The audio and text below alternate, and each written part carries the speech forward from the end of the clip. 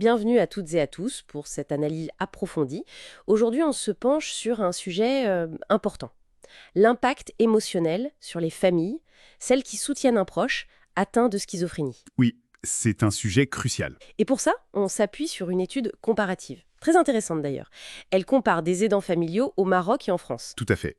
Notre objectif, c'est de décrypter un peu les défis spécifiques et aussi de voir l'efficacité d'un programme de soutien dans ces deux cultures. C'est ça. D'accord. Alors, entrons dans le vif du sujet. S'occuper d'une personne qui souffre de psychose, comme la schizophrénie, c'est pas simple. Non, c'est une charge énorme. C'est souvent décrit comme un fardeau pour les dents, et ça peut même, apparemment, augmenter le risque de rechute pour la personne malade. Effectivement, c'est ce que montrent les recherches. L'étude compare donc ces deux pays, le Maroc, une culture dite collectiviste, Oui, où on pourrait imaginer un soutien familial très fort, oui, on s'attendrait à ça. et la France. Et alors, qu'est-ce qui ressort? Eh bien, c'est là que ça devient surprenant. L'étude montre un taux de symptômes dépressifs bien plus élevé, 72%, chez les aidants marocains.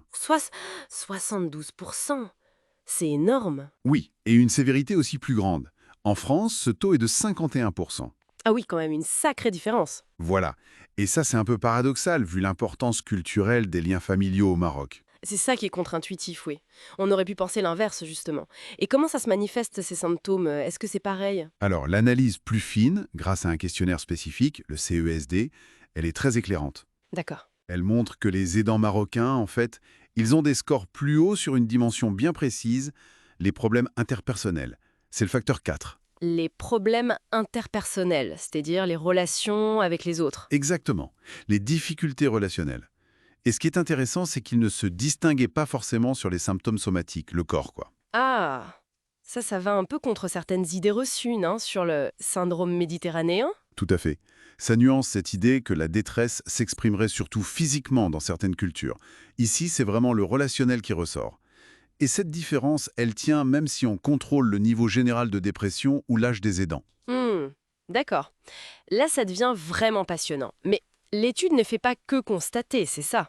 Elle évalue aussi un programme, pro-famille. Oui, exactement. Pro-famille. C'est quoi exactement ce programme pro-famille? Alors, Pro-famille, c'est un programme dit psychoéducatif. Il est assez structuré, basé sur les thérapies cognitivo-comportementales, les TCC, D'accord. et il est destiné aux familles. Point important, sans le patient lui-même. C'est en groupe. Ah, d'accord. Et on y fait quoi? Il y a plusieurs modules. D'abord, de l'information sur la maladie, pour mieux comprendre, et déculpabiliser aussi, souvent. Logique. Ensuite, on travaille sur les compétences relationnelles, comment mieux communiquer, comment gérer les tensions. Puis la gestion des émotions difficiles, pour l'aidant lui-même. Oui, ça doit être essentiel. Et enfin, comment mobiliser ses propres ressources et les ressources extérieures pour tenir le coup sur la durée, quoi. D'accord. Programme complet donc. Et les résultats? Eh bien, les résultats sont assez spectaculaires, il faut le dire. L'étude montre une baisse significative des taux de dépression chez les aidants, et ce, dès la fin du premier module. Ah oui! Si vite? Oui, et ce qui est vraiment remarquable, c'est que cette amélioration, elle est nette dans les deux groupes, au Maroc comme en France. Ah, malgré les différences de départ dont on parlait. Exactement. Malgré des niveaux de détresse initiaux différents et des contextes culturels différents. C'est une super nouvelle, ça. Oui. Et si on regarde un peu plus largement, ce n'est pas seulement l'humeur des aidants qui s'améliore, bon, avec une ampleur d'effet, ce qu'on appelle la taille d'effet qui est substantielle au Maroc et même très grande en France, D'accord. mais c'est aussi le fonctionnement social des patients eux-mêmes qui s'améliore. On l'a mesuré avec une autre échelle, le LSP20. Ah, donc aider la famille, ça aide aussi directement le patient. Indirectement, mais oui. Le fonctionnement social des patients progresse de manière significative dans les deux pays quand leurs proches suivent ce programme. C'est vraiment une perspective très positive. Bon, il faut quand même noter, je crois, que les auteurs mentionnent quelques limites à l'étude. Oui, bien sûr, comme dans toute recherche. Par exemple, l'échantillon marocain était entièrement francophone. Ah oui, ça limite peut-être un peu la généralisation à tout le Maroc. Voilà.